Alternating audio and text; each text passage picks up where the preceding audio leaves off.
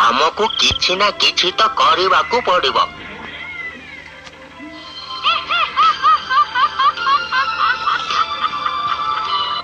गोटे गाँव रे गोटे रहस्यमय ट्यूबवेल थिला। से ट्यूबवेल रे बहुत गाँ लोके बुड़ी सारी थिले।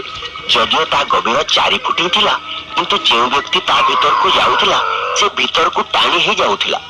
राधार पति सामू मध्य से ट्यूबवेल शिकार होई सारी थिला। तापरे दिने सरपंच आज्ञा किछि करंतु ना। मु निजे मो आखिरे देखिथिली जे गोटे पिशाची ने ट्यूबवेल भितर गाधौथिला। मु जेमिति ही ताको बाड़ी रे मारिया को चेष्टा करिली, से ट्यूबवेल भितर को चली गला। ए सब गाँ लोकंकर निखोज हेबार कारण से पिशाची नहीं। कथा तो तू ठीक कहछु राधा।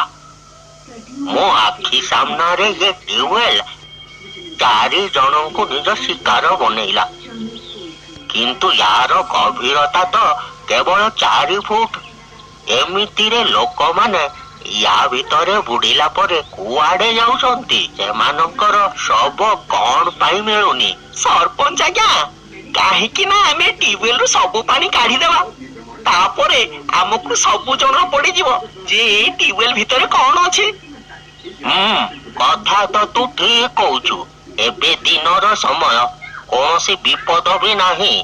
तू एबे सांगे सांग गाँ लोकंक सहायरे एथिरु पानी सबु काढी दे। तापरे किछि गाँ लोके मिसी ट्यूबवेल रो सबु पानी बाल्टी रे बाहर को बाहर करबा को लागिले। आ किछि समय परे ट्यूबवेल रो सबु पानी बाहरी गला, किंतु ये कोन सेठी तो किछि भी नथिला।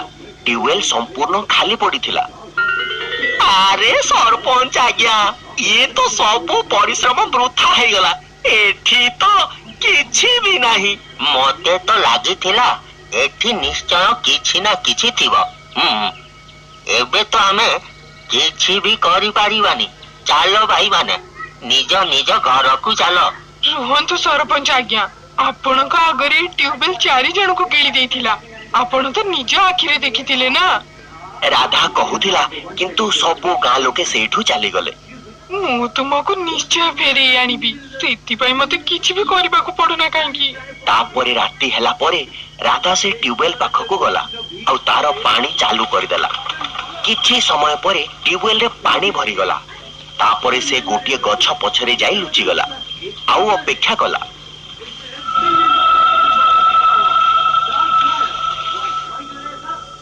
किछि समय परे ताकू ट्यूबवेल भयंकर शब्द मान सुना गला।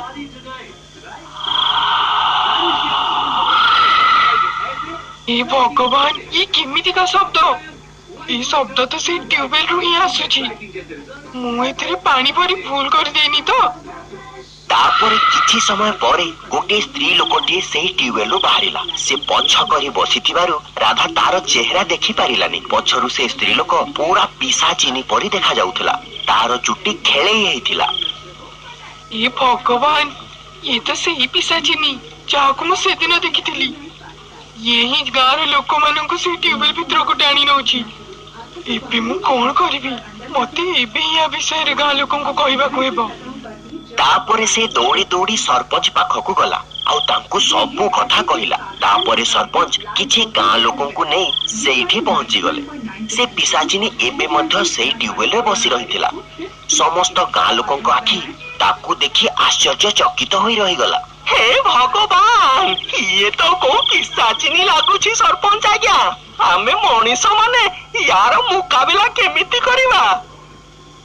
अरे हमको किछि ना किछि तो करबाकू पड़िबो। गोटिए काम कर, गोटिए दौड़ी आण आउ ता ऊपर पकेई दियो। तापरे जने गाँ लोक दौड़ीर व्यवस्था कला। सेतिकी बेले पिशाचिनी को गाँ लोकंकर शब्द सुना गला। से तार मुंड को पछकू बुलेइला। तार मुह बहुत भयंकर थिला। समस्त गाँ लोके ताकू देखि थरीबाकू लागिले। अरे मरी गले रे, ये तो बहुत भयानक लागुछि सरपंच आज्ञा। ये तो हमको जीवंत ही खाई जीवो। एबे कोन करिबा हमें? फ्रेंड्स, जदि आपण को कार परम स्टोरी जदि देखिबा को चाहुछटे ताले हम चैनल को निश्चय सब्सक्राइब करंतु और लाइक करंतु और शेयर करंतु।